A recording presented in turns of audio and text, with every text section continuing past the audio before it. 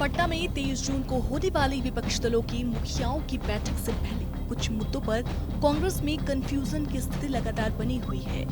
ये कंफ्यूजन जहां एक तरफ विपक्षी एकता के लिए मुसीबत है, तो खुद कांग्रेस संगठन के लिए भी मुसीबत है। पटना की सरजमी पर मोदी हटाओ अभियान में विपक्षियों का बड़ा जमघट लगने जा रहा है, लेकिन बैठक में उठने वाले कई अहम सवालों के जवाब सबसे बड़ा विपक्षी दल अब तक नहीं खोज पाया है। सवाल क्या है वो भी जान लीजिए।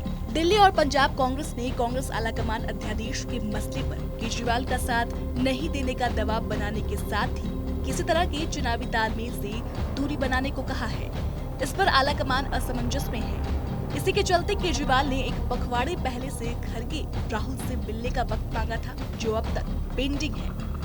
बंगाल में अधीर रंजन चौधरी और टीएमसी लगातार आमने सामने बने हुए हैं। ऐसे में बैठक में ममता के साथ तालमेल पर रुख अब तक तय नहीं है। सबसे बड़े सूबे यूपी में कांग्रेस को कितनी सीटें मिलेंगी, कितनी पर वो मानेगी, इस पर पार्टी कोई अंतिम फैसला नहीं कर पाई है। कांग्रेस का एक तबका राहुल गांधी को विपक्ष का चेहरा बनाने की मुहिम में जुटा है, जबकि जेडीयू ने चुनाव के बाद नेता चुनने की वकालत की है। नीतीश कुमार जी जैसा, नीतीश कुमार जी देश के प्रधानमंत्री के उम्मीदवार नहीं हैं। नीतीश कुमार जी प्रधानमंत्री के उम्मीदवार नहीं हैं। नीतीश कुमार जी भाजपा मुक्त देश के निर्माण के लिए आगे बढ़े हैं और विपक्षी एकता को एक करने में लगे हैं। आप लोग इस तरह का नारा लगाते हैं, इससे विपक्षी एकता को में रुकावट पैदा होता है। ऐसा कभी मत करिएगा।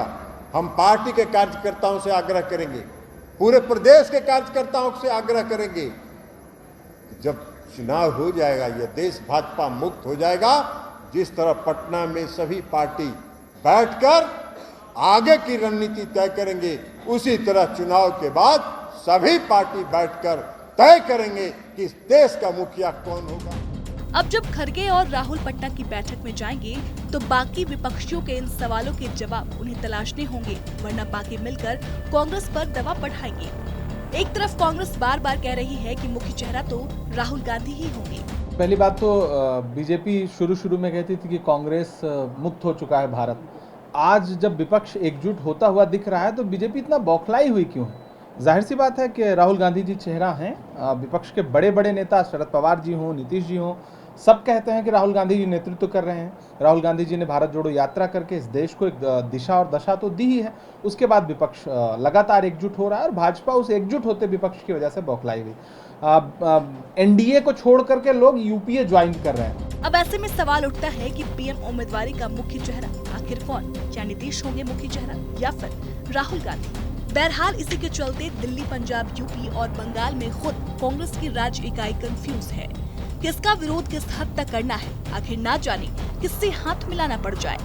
इसी के चलते दिल्ली में केजरीवाल और बीजेपी आमने सामने की लड़ाई लड़ रहे हैं और शराब शीश महल घोटाले को उजागर करने का वादा करने वाली दिल्ली कांग्रेस खामोश बैठी है। यानी विपक्षी एकता के साथ पार्टी कैडर के लिए मुश्किलें अभी मुंह बाएं खड़ी है और वजह वही कांग्रेस आलाकमान का कंफ्यूजन।